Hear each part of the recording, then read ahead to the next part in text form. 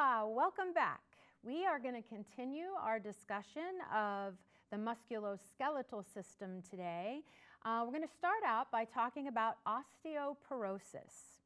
Osteoporosis is chronic progressive loss of bone mass. It occurs when the bones lose minerals such as calcium more quickly than the body can replace them. We've talked before about how calcium is one of the most abundant minerals in the body and has so many different really important things that it does for our body, one of which is to keep our bones strong. And so when bone resorption exceeds bone deposition, and what this means is when the bones are breaking down faster than they're building up, they become thinner and less dense. And so that even a minor bump or accident can actually cause a serious fracture. And so if we take a look at this image here, we can see a section of a bone showing osteoporosis. We can see the normal bone, and then we can see on the other side that osteoporotic bone where it just doesn't look as compact. It doesn't look as dense, right? And so as this bone becomes less dense, it's almost like scaffolding in there, right? Holding the bone up. It becomes weaker, and then even a small bump or a fall can actually cause a fracture to take place. We can see here the progression of osteoporosis. So we see a young woman walking with her umbrella, and over the course of her life, we notice that she becomes a little more slumped over time as she ages. And so this is an insidious onset, which means that osteoporosis progressively gets worse over time. And this is called kyphosis, this kind of hump that occurs in the back. And this kyphosis is actually due to these compression fractures that take place in the vertebrae, and they actually produce a gradual loss of height and a dowager's hump. That's that kyphotic kind of a hunching over. And so here we can kind of see a couple of images. In image A, we see some normal healthy bone. In image B, we see that osteoporotic bone that just is just kind of more hollow. It doesn't have a lot of density, hence it doesn't have a lot of strength. And so osteoporosis affects 1 out of 2 women and 1 out of 8 men over the age of 50. And in actuality, that's almost half of all women will actually have an osteoporosis-related fracture. And so again, you know, we oftentimes think of this as a disease of women, but in fact, men can have osteoporosis as well. They don't have it as often, but they can. And so it's just important to know that it affects both men and women. They call it a silent disease because we're really asymptomatic. We don't know that we have osteoporosis, and then a sudden strain, a bump or fall can actually cause a pretty bad fracture. And so it's kind of good to be able to get diagnosed before things get that bad. And so osteopenia is the thinning of the bone mass. And it's actually a risk factor for the development of osteoporosis, all right? And so there's a way that we can kind of check for this. So commonly this is seen in people over the age of 50.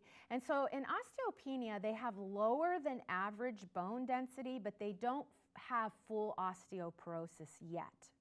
The diagnostic difference between osteopenia and osteoporosis is the measure of bone mineral density, okay? So let's think about that. Bone mineral density. We said the minerals, right, that played a role. It was especially calcium, right? So in a bone mineral density test, it's showing us how tightly the bone is packed, okay? Now here's the thing.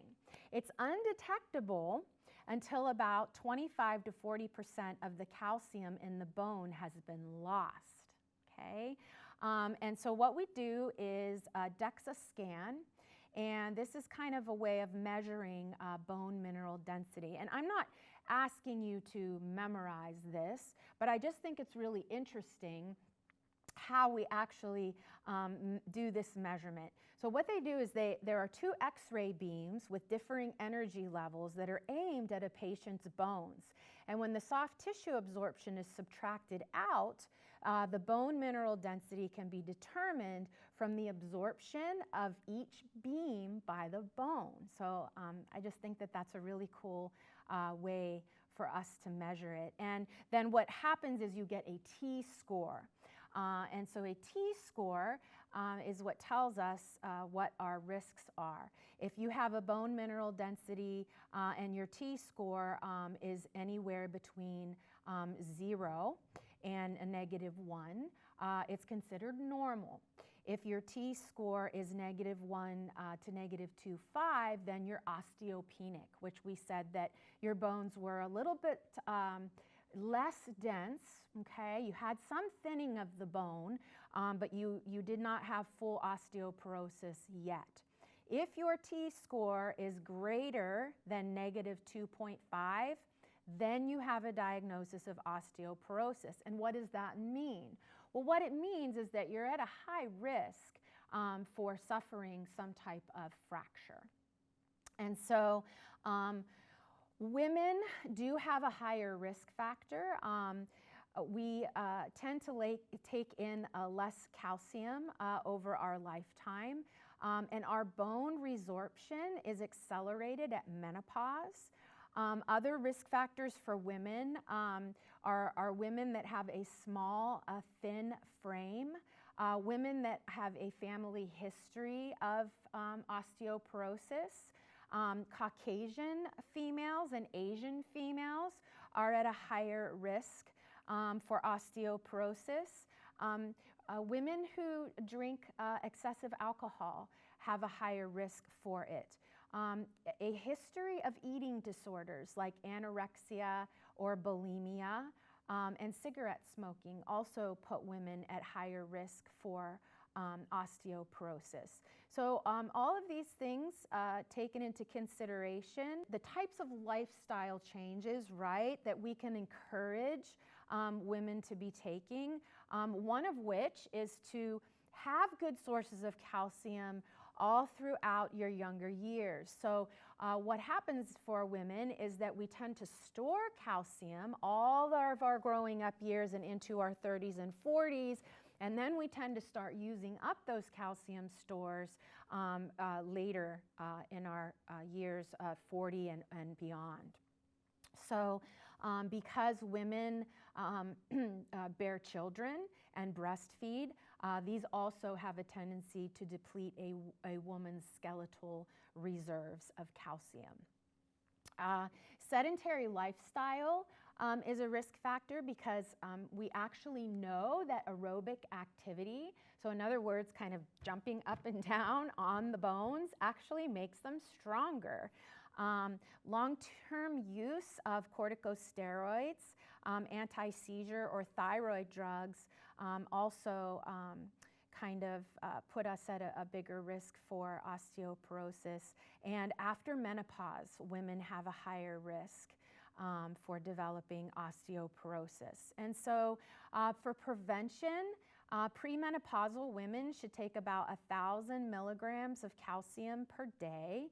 Postmenopausal women should probably be taking about 1,500 milligrams, if not on estrogen. And of course, even if they are, they need to follow whatever recommendation they get from their physician. We also want to make sure we're getting enough vitamin D because vitamin D helps us with our calcium absorption. Physical activity, like we said, strengthens our bones. And we want to make sure that our home is safe, right? So if we have an individual who we know is at risk for either having osteopenia or osteoporosis, we want to make sure that there's no throw rugs on the floor or cords on the floor or stairs in the home that could put them at a risk for falling down and getting injured. So these are some prevention strategies. Dietary calcium, right, of course, is going to be important. We want to encourage people to take foods with high calcium sources. This includes green leafy vegetables, fish like salmon, of course our dairy products, cheese and yogurt are all good sources of calcium. Exercise. So here we can see skeletal muscle pulling against the bone. It actually causes it to rebuild and become more dense. So this example here shows our muscle, and this little skeleton arm is holding a weight. And when the weights are used and pumped as resistance, it actually causes the bones to rebuild and become more dense. Oftentimes, we know that senior exercise classes can be very helpful to keep elderly women active, right? Weight resistance is good. It also helps maintain a good sense of balance, right? Which is going to hopefully decrease their risk of having a fall. And so we want to encourage seniors to exercise. And you know, it doesn't have to be a heavy type of exercise. It can be very gentle exercise, can be beneficial as well. Estrogen replacement therapy may be used as a preventative therapy after menopause, along with calcium supplementation. And again, this would be something to discuss with a physician. There is drugs that we can use. Calcitonin is secreted by our thyroid gland, and it inhibits osteoclasts. And remember, these break down our bones. So if we inhibit them through the use of drug therapy with calcitonin, we can hopefully do a better job at keeping the bones stronger.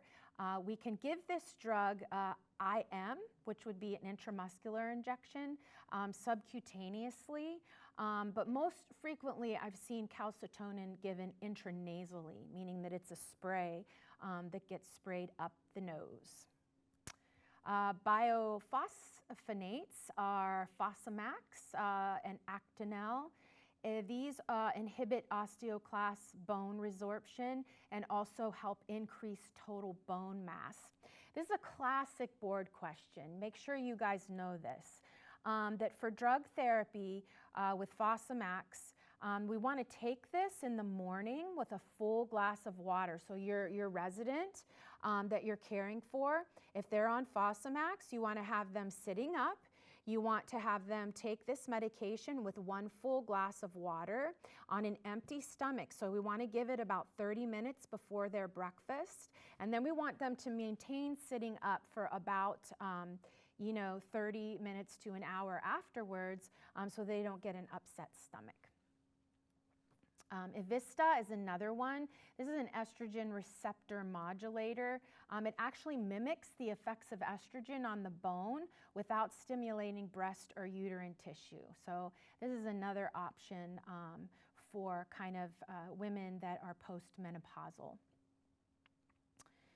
So we're going to take a little bit of time here to talk about fracture of the hip. So fractures of the hip can occur in both elderly men and women, and in young people too, if there is some type of injury that causes a hip fracture. It's important though to take a look at the structure, right? And so what we've got here is the greater trochanter. You can see that's kind of the top of the femur bone, and we can see the lesser trochanter. And in between the greater and lesser trochanter, what we see here is this trochanteric area, right? This is where that white line is showing that space between the greater and lesser trochanter.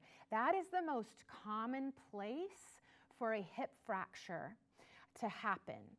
And so in this X-ray, we can see here where that there's a fracture there between the greater and lesser trochanter. That's an intertrochanteric hip fracture. And so what do we do about it? They can go in with plates and screws and do something called an open reduction internal fixation. And what this means is that they actually fixate the hip with compression screws. And so I've actually seen an orthopedic surgeon at work, and it's very interesting to watch because it's almost like they're a carpenter, and they're using screws and they're using different types of drills and chisels and hammers. It's really quite fascinating to go in and fix a hip. And so there's different types of joint repair in the hip, and these kind of show you the four different. We can have internal fixation, where we're just kind of using screws to kind of put the head of the femur back onto the top of the intertrochanteric fracture spot. And that's that first one on the top where you see those screws kind of screwing the bone back together. You can see there's another procedure where there's a hip compression screw where you've got probably a whole lot of screws that are kind of keeping the femur bone into place and connecting back up into the head of that femur as well. And then there's two other types where we have something called hemiarthroplasty, which is when we have a prosthetic femur. So we kind of have a new femur and a new head of the femur. Prosthetic means that it's man-made, and it goes into the acetabulum. And that's hemi, meaning half. And then we can have a total hip replacement where not only do we have a new femur and head of the femur, but we also have a prosthetic acetabulum that we put into the pelvis as well, so that the whole thing has been replaced. So that's a full total hip replacement. After hip replacement, patients have to be on hip precautions so that we don't dislocate the hip. So when they first come out of surgery, we have something in place called an abductor pillow. And as you can see in the image here, the abductor pillow kind of keeps the legs just gently separated, right? So we said that adduction was when we move the legs together or towards the body. Abduction is when we move them slightly apart. And so this is the abductor pillow. No internal rotation of the hips, meaning we can't point our toes at each other. So if we have the patient in the bed like this, we don't want the toes to be pointed towards each other. We want them to maintain an upright position. No bending or sitting at a 90-degree angle, so that would be an angle like this. We also want to make sure that we have kind of a higher chair. So here we see a low chair that's low to the ground. We don't want that individual trying to sit low to the ground. Here we can see in the other image, there's a mechanical recliner chair, which can help lift the individual up out of the chair to assist with mobility. Other things we might use are elevated toilet seats or bedside commodes. So again, that kind of keeps the patient from sitting in that 90-degree angle, which can be problematic for that new hip. We also want to follow weight-bearing precautions, and what this means is that maybe at first they will have no weight-bearing, which means that they're not allowed to put any weight on the leg. We can have something called toe-touch weight-bearing, which is only the toes touching the floor. So this is usually about 10% of your weight. We can go to partial weight bearing, which is up to 25 to 50%. This is kind of the front part of the foot down on the floor.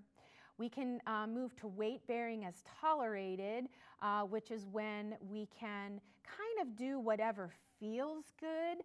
We can tell the patient that they can put some weight on that pain as long as the pain level doesn't get too bad.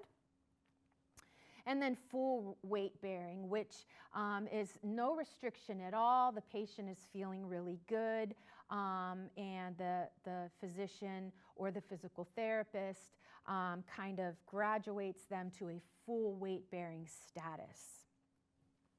So for nursing considerations in the person who's had their hip replaced, we want to make sure we're monitoring their vital signs, that we're monitoring their intake and output.